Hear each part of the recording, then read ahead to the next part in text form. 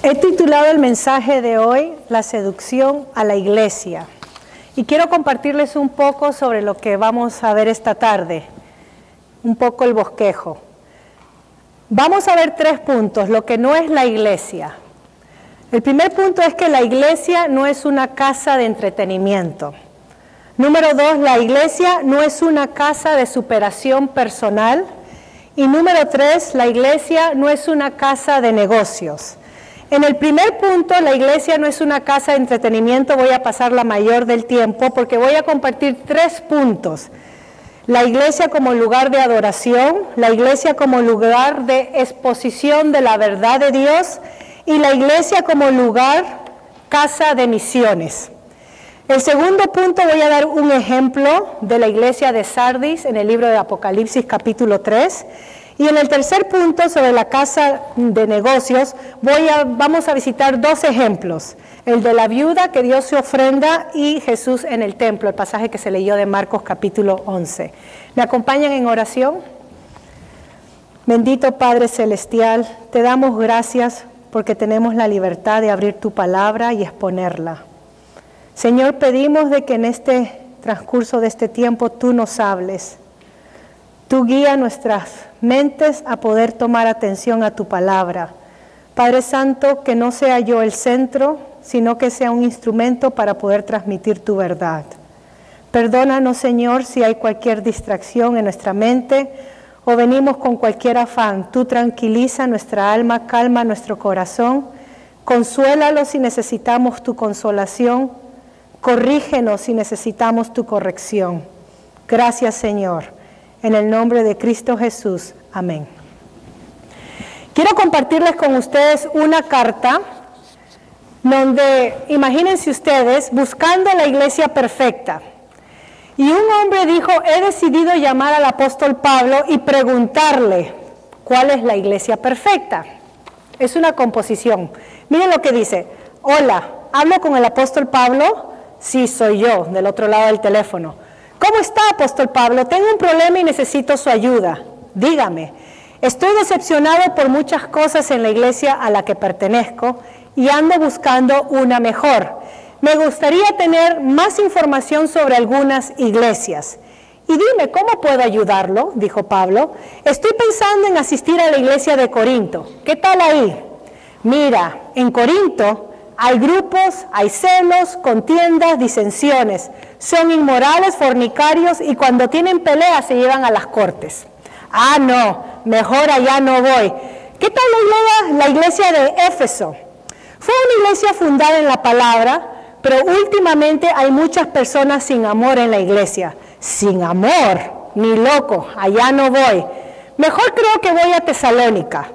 En Tesalónica hay algunos que caminan desordenadamente y no les gusta trabajar y se entrometen en lo ajeno. ¡Wow! Increíble. ¡Qué difícil, Pablo! Y si voy a la iglesia de Filipos, Filipos sería una buena opción si no fuera por esas 2 hermanas que nunca se ponen de acuerdo. Siempre andan discutiendo. Allá no voy. Entonces creo que me mudaré a Colosas. Buscaré Dios ahí. Mira, los colosenses tienen un problema que es doctrinal. Hay herejes que quieren menospreciar a la persona de Jesucristo. La cosa está enredada ahí. Por cierto que ahí también están haciendo culto a los ángeles. Todo mal entonces. ¿Qué pasa con Galacia? Los gálatas son creyentes que se muerden y se devoran unos a otros. Casi se están por convertir en perros. Y también hay quienes satisfacen los deseos de la carne. Realmente la situación es difícil. Creo que voy a ir a Jerusalén, la primera iglesia. ¿Qué les parece Jerusalén?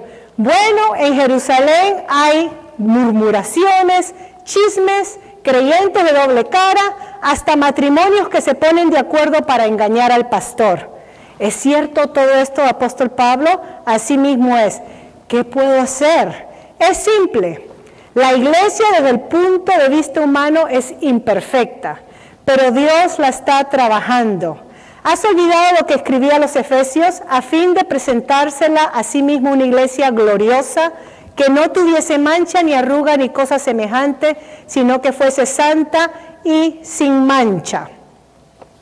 Si el diablo te quita de una iglesia por el error de un hermano, cuando vayas a otra iglesia hará lo mismo, hasta que llegues a no congregarte más y ahí te ganó la batalla, porque llenó de ofensa tu corazón.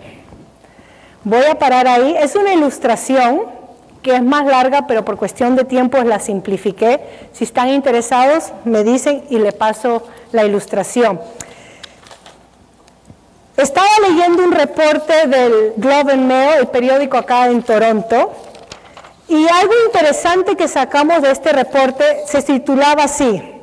El periódico Globe and Mail publicó un artículo llamado 30 horas a la semana y más, cuando los canadienses nos hemos convertido en una generación de zombies viendo televisión. Así se llamó el artículo. Fue hecho en abril de 2013 y este año fue vueltamente adaptado en mayo de 2018. Según este artículo, 30 horas a la semana es el promedio del adulto que ve televisión, o sea, 4 horas y 20 minutos al día. Y todo esto mientras que está en el internet haciendo Instagram, Facebook o comentando sobre el programa que está viendo. Los ancianos o las personas de la tercera edad ven más de 38 horas a las semanas. Este es el promedio según las estadísticas de acá, de Canadá. El tiempo que se usa para ver en el televisor, dice, nos está volviendo en una generación de sedentarios, más que nunca, aun si el clima es agradable. ¿Por qué les comparto esto? Porque el primer punto que quiero compartir, este mes estamos viendo la serie sobre la iglesia, el pastor está predicando la serie sobre lo que es la iglesia, y hoy quiero compartir con ustedes lo que no es la iglesia. Y la iglesia no es una casa de entretenimiento. ¿Por qué le di estas estadísticas? Porque lamentablemente muchos piensan que la iglesia está compitiendo con Hollywood o la televisión, en el sentido que hay que adaptar nuestros programas para que la gente no se aburra y deje de congregarse.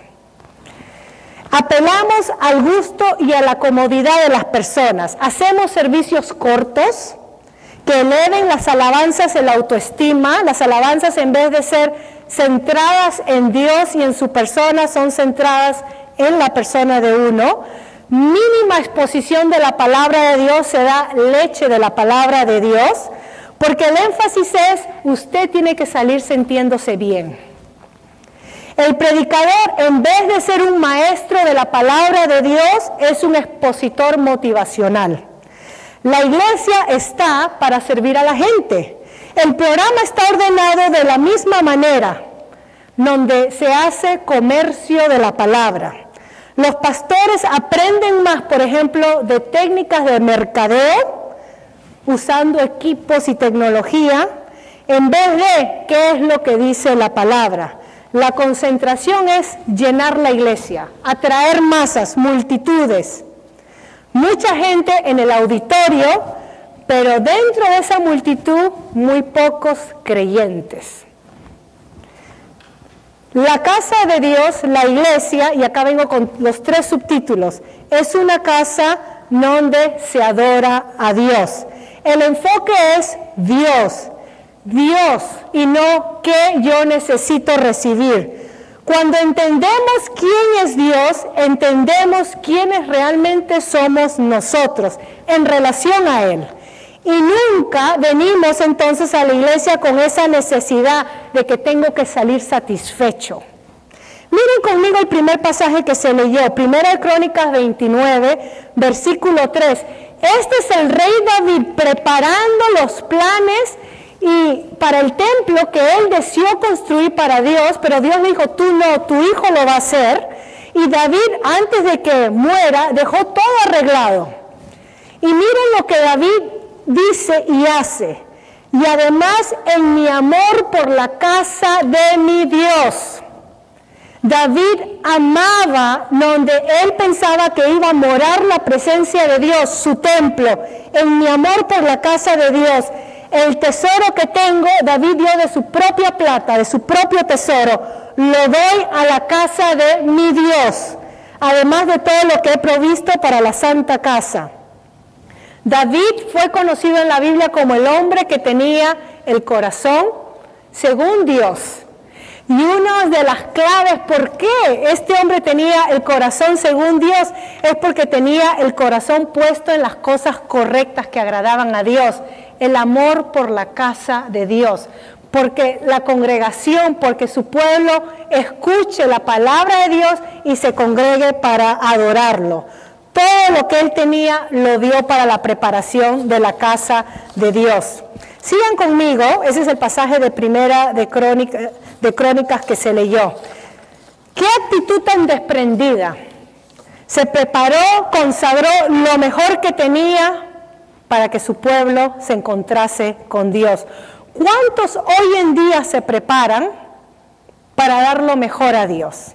¿O cuántos hoy en día preparan a las personas para robarles con un mensaje de manipulación? Acá el rey David no preparó algo para ver cuánto la gente puede dar. Él mismo dio para la casa de Dios. Hay bendición y regocijo, dice con amor, alegría. Muchas veces nosotros pensamos, qué aburrido, ya nos toca ir a la iglesia, domingo de vuelta. Hay gozo de estar en la casa de Dios, en la misma presencia en medio de la familia de Dios. No es que Dios no habite con uno cuando está en casa, en el camino o en el trabajo. Obviamente Dios está en todas partes, pero hay algo especial y que agrada a Dios cuando ve a sus hijos juntos, como una familia, donde le adoramos, aprendemos y le servimos juntos. Imagínense, si Dios respondiera a nuestras oraciones con la misma actitud que nosotros usamos o pensamos cuando nos venimos a congregar. Otra vez allá va Natanael con la misma petición. Ay, ora como que si nunca se acabase. Qué cansón, bla, bla, bla, bla, bla. Imagínense si esa fuera la actitud de Dios. O allá va la hermana Margarita con la misma queja. Mejor le pongo uno de mis ángeles para que la escuche.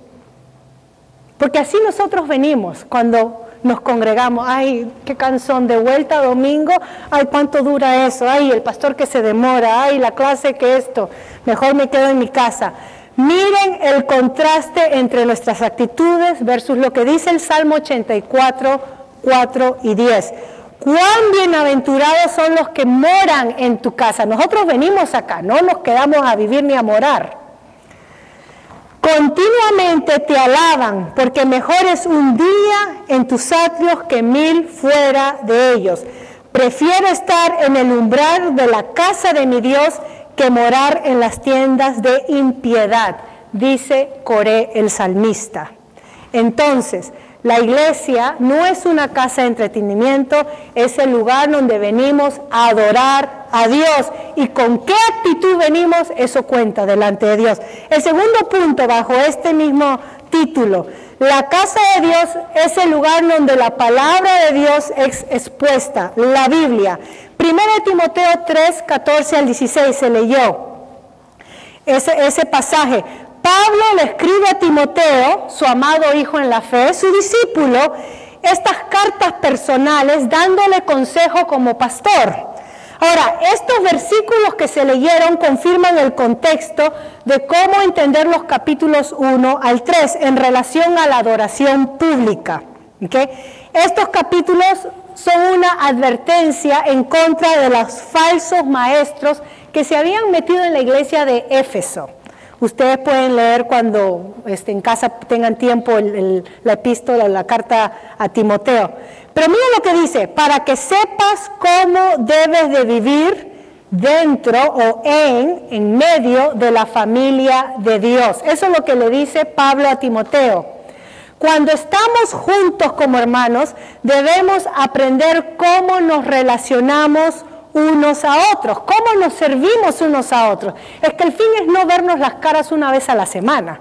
El fin es tener este tiempo para adorar juntos, escuchar la palabra juntos y ver cómo el resto de la semana nos servimos juntos o ayudamos en las necesidades que el Señor ponga. La iglesia es la casa, es la familia del Dios viviente. Es Dios el que da vida a su iglesia y no un programa de entretenimiento. La familia de Dios, según esos versículos, guarda y se afirma sobre la verdad de Dios. Esta verdad debe de ser profesada, proclamada y vivida donde nosotros vayamos. El versículo 16 formó parte de un credo, un himno de la primera iglesia. Quizás fue cantado y declara la humanidad y la divinidad de nuestro Señor Jesucristo. Es que el Evangelio es una persona, la verdad es una persona, es quién es Dios y es esta persona revelada en nuestro Señor Jesucristo. La iglesia es un lugar donde la verdad de Dios es expuesta y no la verdad de los hombres. La tercera cosa, la iglesia es la casa de Dios, un lugar de misiones. La iglesia fue fundada sobre Jesús y continuamos con la misión de nuestro Señor Jesucristo, predicar este evangelio a las naciones. ¿Cuál es el misterio según este pasaje de Timoteo? El misterio de la piedad, como se llama, es que las naciones, nosotros los gentiles, los que no éramos parte del pueblo de Dios, hemos sido incluidos en el plan de salvación junto a Israel. Eso es lo que nos declara Efesios capítulo 2, versículo 11 al capítulo 3.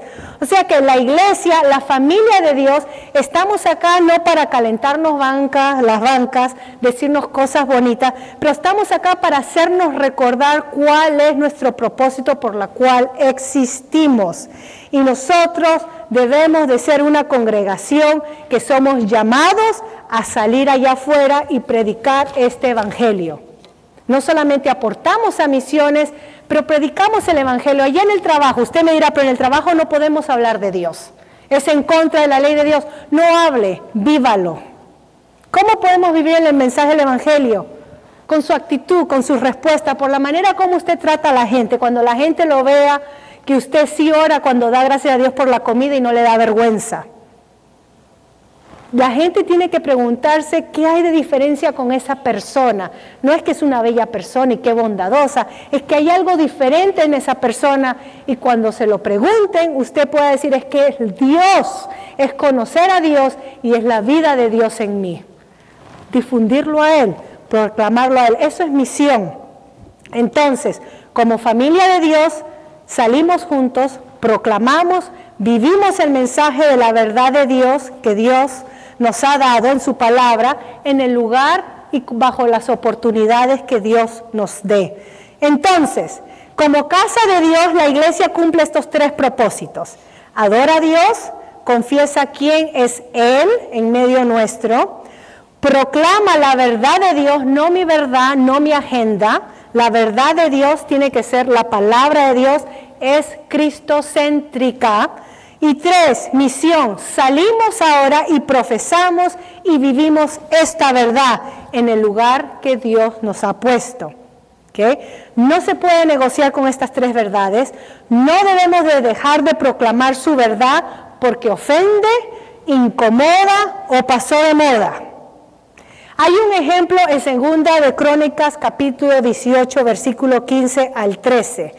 Y brevemente quiero mencionarlo para que ustedes lean en casa. 2 de Crónicas, capítulo 15 al 13. Entre el rey del norte y el rey del sur habían hecho una alianza, y los dos reyes casaron a sus hijos. Y entonces estos dos reyes se convirtieron en consuegros, y tenían que salir a guerra. Y uno de los reyes, el rey del norte, tenía una hueste o un grupo de profetas que siempre le profetizaba cosas buenas. O como diría un hermano acá, chévere, todo bien, todo positivo. El rey Judá, que era un rey piadoso y que temía a Dios, preguntó, ¿no hay profeta de Dios que hable? Porque todos están diciendo, vayan que Dios le va a dar la victoria, pero no hay un profeta de Dios que hable. Y miren lo que dice, esto es lo que me llama la atención, 2 de Crónicas, capítulo 18, el contexto es 15 al 13. Déjenme leer desde el versículo 11 en adelante, para que vean. Y todos los profetas profetizaban así, diciendo, sube a Ramón de Galá y tendrás éxito, pues el Señor la entregará en manos del rey. Y el mensajero que fue a llamar a Micaías le habló diciendo: he aquí las palabras de los profetas son unánimes a favor del rey. Por eso te ruego que tu palabra sea como la de uno de ellos y hables favorablemente. Pero Micaías dijo: vive el Señor, que lo que mi Dios me diga, eso hablaré. Los falsos maestros, los falsos profetas, se conocen porque solamente predican lo que la gente quiere escuchar, lo agradable. El maestro, según Dios, predica lo que Dios ha declarado, ofenda a quien ofenda. Esta es una verdad bíblica. ¿Por qué digo esto? Porque lamentablemente la iglesia hoy en día ha dejado de proclamar la verdad para no ofender a nuestra sociedad o a las personas que llegan. En la Biblia tenemos un ejemplo y Dios entonces, cuando terminamos de leer el pasaje, Dios entrega a estos reyes por no escuchar su profeta. Ahora, usted me dirá: bueno, es que también el pastor tiene que ser más agradable en sus prédicas, un poquito de chistes. Eso no hace nada de daño, ¿no? Para que ustedes no se duerman. No pensamos, si el pastor nos cuenta unos cuantos chistes, así no nos dormimos. Bueno, yo les pregunto a ustedes, ¿han leído la predicación de Moisés? Ustedes preguntarán, ¿cuál es la predicación de Moisés? Todo el libro de Deuteronomio. Es un solo sermón. ¿Lo han leído de una sola sentada? Eso es más de una hora, ¿ah? ¿O has leído cuando Esdras lee la ley de Dios a todo el pueblo en la plaza, Nehemías capítulo 8? Tampoco encontramos chistes ahí. Veamos que el enfoque es la proclamación de la palabra dada por Dios ante una situación crucial, eminente, urgente, que nosotros no entendemos. Estamos perdidos y necesitamos escuchar la palabra de Dios. El propósito cuando la palabra de Dios es dada es proclamar a Dios y acercarnos a Él. O sea que buscar el arrepentimiento y la confesión de nuestros pecados y no alejarnos de Él. No salir de la iglesia más perdidos que como entramos. Acercarnos a Dios. ¿Has leído cuando Pablo predicó en Macedonia, en Hechos capítulo 20, versículos 7 al 12, y dice que se alargó su prédica hasta la medianoche? Ahí todos nos hubiéramos dormido, ¿verdad? Pero uno sí se durmió, un tal Eutico se durmió y justo escogió un mal lugar para dormirse, una ventana, y era del tercer piso. Y se durmió en media prédica y se cayó de la ventana, no habían espejos en aquel tiempo. Cayó y se murió. No estoy diciendo que eso va a pasar si nos dormimos acá, no nos levantaremos en otro lado, pero el punto es, ¿en qué parte de la Biblia encontramos entretenimiento para impartir la palabra de Dios? Lo que vemos es que como hermanos en la familia sabían compartir los alimentos en casas, estar juntos y proveer para los necesitados. El enfoque es buscar el arrepentimiento, el acercarnos a Dios, el confesar nuestra maldad, el madurar espiritualmente y no la innovación de programas que nos entretengan. Lo que no es la iglesia, una casa de entretenimiento. El segundo punto, y ahora sí voy un poquito más rápido, la iglesia no es una casa de superación personal. Y esto está relacionado con el primer punto. No venimos a un club social. Por ejemplo, yo he escuchado personas decir, y uno mismo cae y ha dicho cosas así: esta iglesia me hace sentir bien. Acá uno lo hacen sentir bien. La iglesia se convierte en un restaurante donde uno elige el menú.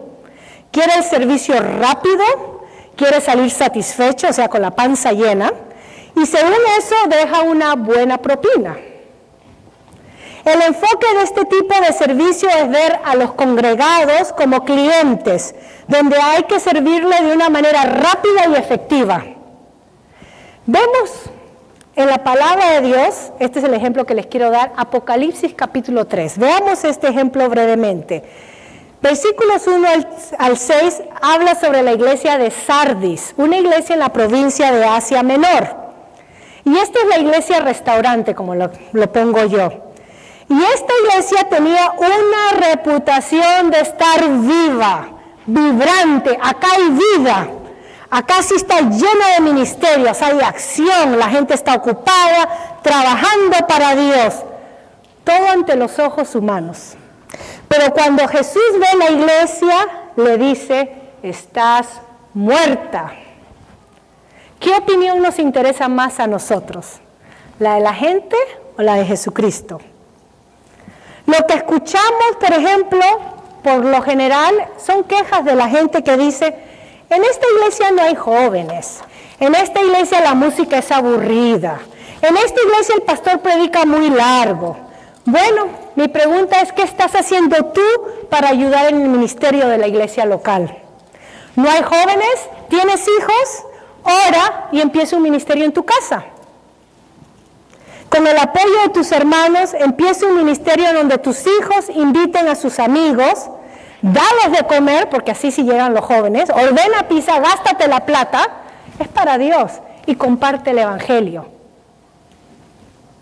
Sal de tu zona de comodidad. El desafío no es enfocarnos, ¿qué es lo que no hay en la iglesia que no me permite a mí sentirme bien? Pero pregúntale a Dios cómo tú puedes ser útil en medio de la familia de Dios. El versículo 2 de Apocalipsis 3, Jesucristo le dice, despiértate. A esta iglesia que ante los ojos de la sociedad era viva y llena de programas. Despiértate. Y yo les comunico a ustedes, despertémonos, hermanos, de nuestra comodidad, de que otros nos sirvan, de nuestra afluencia. Despertémonos de nuestras ocupaciones, que quizás podemos estar muy ocupados en la iglesia, pero perdidos ante Dios. Nos estamos durmiendo. Esa es la evaluación cuando Dios mira a Sardis. Efesios 5:14, por lo cual dice, despiértate tú que duermes, a la iglesia de Éfeso, y levántate de los muertos y te alumbrará Cristo. Este no es un versículo evangelístico. Este es un versículo para la casa de Dios. El llamado es a repetirnos, a buscar a Dios, a regresar a Dios. En Timoteo dice, cuando le está hablando a Timoteo, que Timoteo enseña estas verdades, que guarde estas verdades de Dios en toda la carta, que predique esta verdad de Dios. A Sardis le dice, guarda lo que has recibido y arrepiéntete. Hermanos, la iglesia no es un lugar para ayudarme a sentirme bien, o superarme, o salir inflado con el pecho. Venimos a centrarnos en Dios y no en nosotros. Venimos a recordar los hechos poderosos de Dios en la historia para hacerme recordar que Dios sigue obrando hoy en día. Venimos juntos a adorar y proclamar su verdad, no nuestra verdad. Miren lo que dice Mateo 16, 25, 26. ¿Quieren un versículo motivacional que les eleve el ego, que nos haga sentir bien? Bueno, esto lo dijo nuestro Señor Jesucristo, para hacernos sentir bien. ¿Creen ustedes? Miren, porque el que quiere salvar su vida, la perderá. Pero el que pierda su vida por causa de mí, la hallará. Pues ¿qué provecho obtendrá un hombre si gana el mundo entero, si nos sentimos de maravilla, pero pierde su alma? ¿O qué dará un hombre a cambio de su alma? Podemos ganar una buena autoestima a expensa de perder nuestra alma, nuestra persona. Solo Dios, a través de nuestro Señor Jesucristo, puede darnos verdadera y una saludable identidad. La iglesia no es una casa de superación. Tercer punto, la iglesia no es una casa de negocio. Y muchos han usado la iglesia para enriquecerse. Muchos, es lamentable. Si en tiempos de Lutero en la Reforma se usaba o se vendían las indulgencias, una gracia en donde la iglesia otorgaba el perdón de pecados, hoy en día usamos la venta de bendiciones.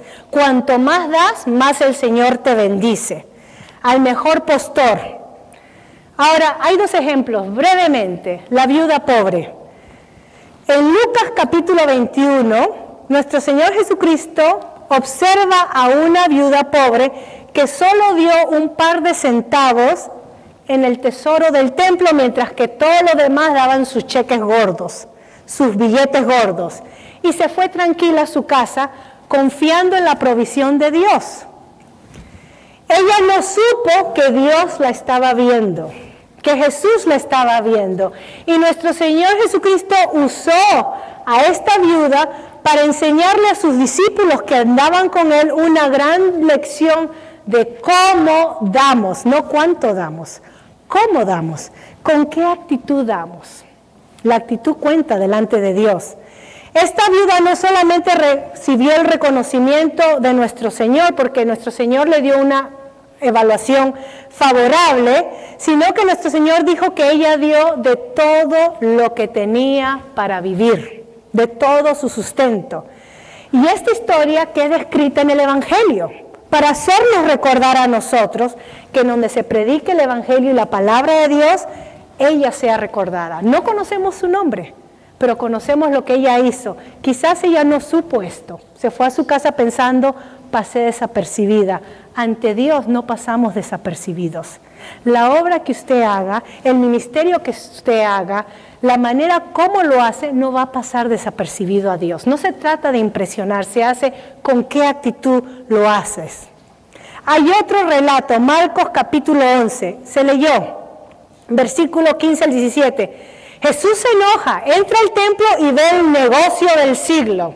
Ahora, quiero explicar un poquito, porque él dice que la casa de Dios se había convertido en casa de mercadeo. Era un mercado, un negocio.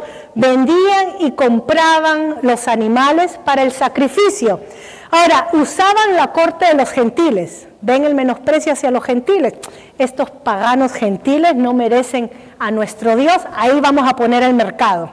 Había un menosprecio en esa actitud.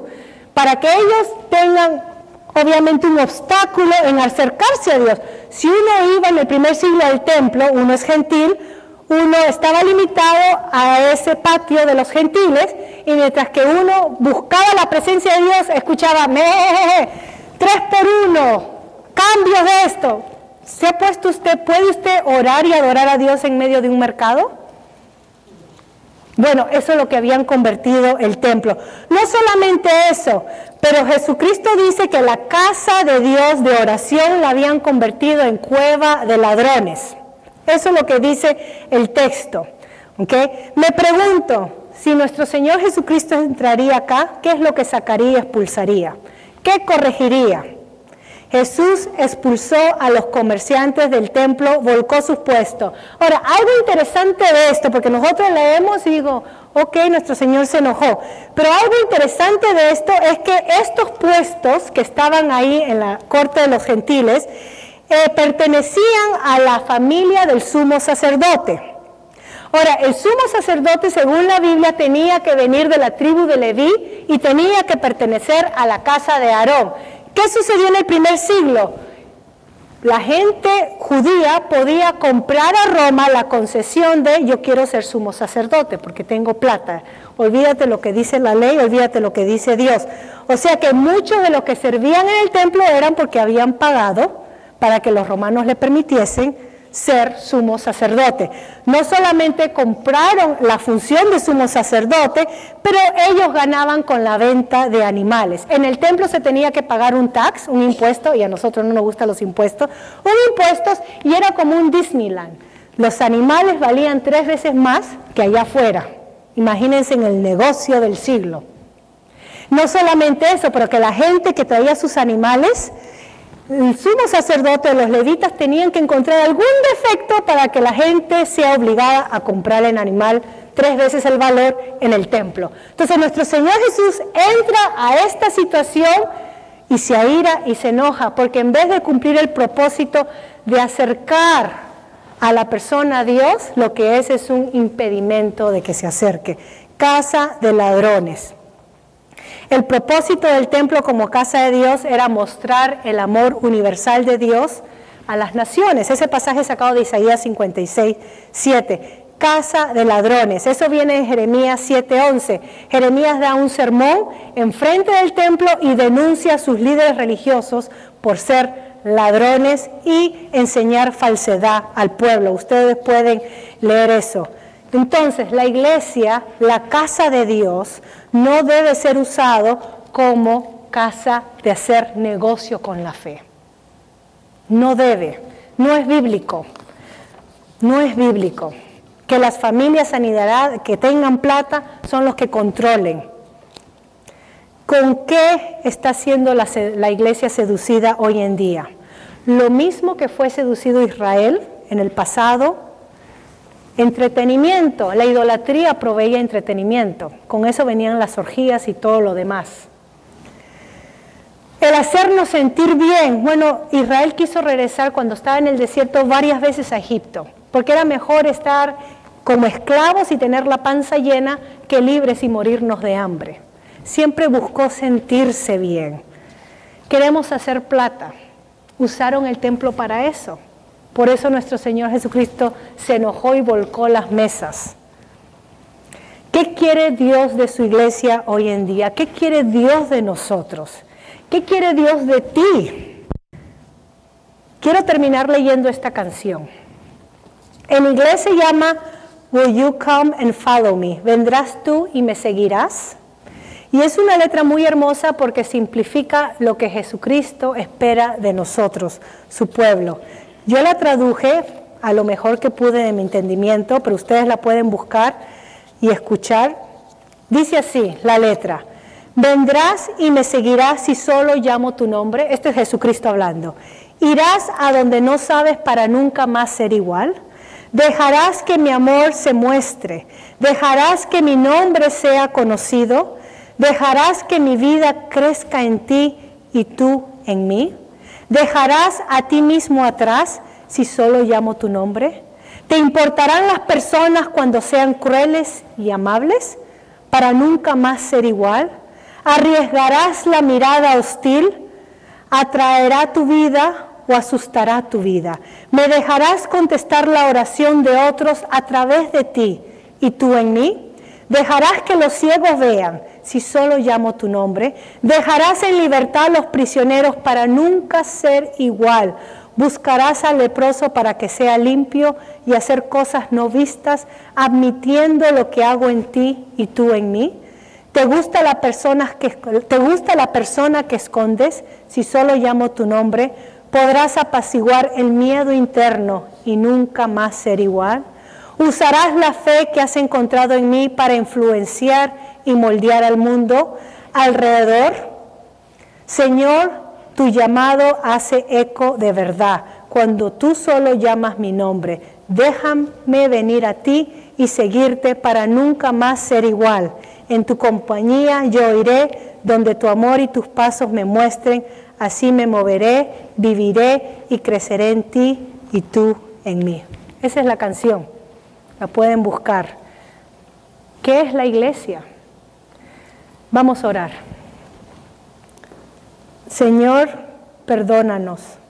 Perdónanos, Señor, porque no entendemos muchas veces lo que tú nos hablas en tu palabra porque no la abrimos ni la estudiamos y nos da pereza escucharla cuando es proclamada. Perdónanos, Señor, cuando hemos negociado con la fe, sacado provecho, cuando hemos abusado de otros para enriquecernos, para tener más, para llenarnos la panza. Perdónanos, Señor. Perdónanos, Señor, cuando pensamos que la iglesia está para hacernos sentir bien, para salir con un sentido de superioridad o que todo va bien con nuestra vida. Ese es un mensaje falso. Estamos perdidos, Señor, necesitamos de tu palabra y de tu evangelio. No estamos bien, por eso tú moriste por nosotros. Por eso nos has dejado tu palabra, para hacernos recordar que necesitamos cada día buscarte y depender de ti. Ayúdanos a congregarnos para crecer en ti, para animarnos en ti, para aprender más de ti. Porque si no venimos juntos, nos enfriamos, nos olvidamos de quién eres tú en nuestras vidas. Perdónanos, Señor. Y volvemos a repetir la historia del pueblo de Israel, simplemente por no buscarte. Crea en nuestro corazón un corazón que te ame, como lo hizo David, que por amor a ti entregó todo lo que tenía para la construcción de tu casa. Permite que cuando vengamos acá, vengamos con una actitud no de cansancio, no una actitud de menosprecio hacia lo que nos sirven, sino una actitud de amor, amor por ti y amor por tu ministerio, por tu obra. Guíanos, Señor, y perdónanos. Te confesamos nuestros pecados. Recordamos a nuestro pastor y su esposa, tráelos con bien. Y recordamos a nuestros hermanos que están enfermos, que no están con nosotros. Gracias, Señor, por tu palabra. En Cristo Jesús, amén.